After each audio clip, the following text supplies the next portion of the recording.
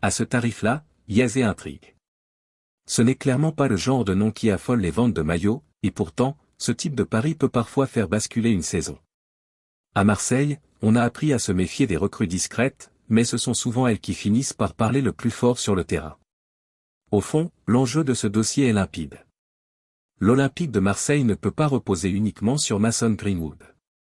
Le calendrier va s'intensifier, les rencontres vont s'enchaîner, et Roberto De Zerbi le sait mieux que quiconque. Son projet de jeu exige de la répétition, de l'intensité et surtout des profils capables d'alterner et de se compléter. À ce prix, on parle d'un joueur pouvant occuper le même couloir, mais avec une lecture différente du jeu. Pourquoi la situation bloque-t-elle à Girona? Tout simplement parce que le contexte n'est pas favorable. Un système exigeant, une concurrence interne forte, une confiance limitée. 17 apparitions, peu de continuité. Et pourtant, quand on analyse le joueur, les qualités sautent aux yeux, une vraie technique, un pied gauche propre, de l'explosivité.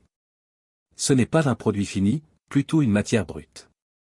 Et Marseille, on le sait, a toujours eu un faible pour ce genre de profil, parfois à ses risques et périls. En coulisses, ce dossier porte clairement la patte marseillaise.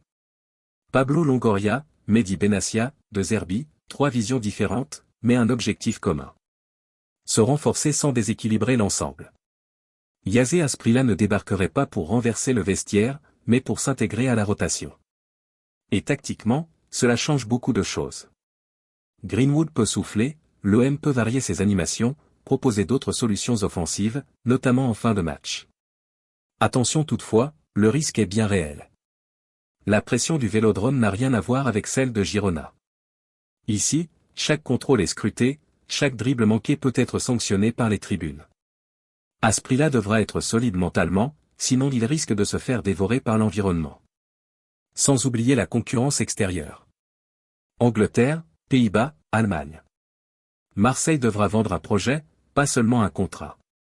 Si l'opération se concrétise, l'OM gagne une option offensive capable de débloquer des matchs fermés. Si elle échoue, ce sera un nom de plus dans la longue liste des « et si ». Alors, je te pose la question, Marseille doit-il tenter ce pari avec Yazé à ce prix-là, ou viser une option plus sécurisée? Donne ton avis, abonne-toi et active la cloche. Ici, on vit l'OM ensemble, sans filtre.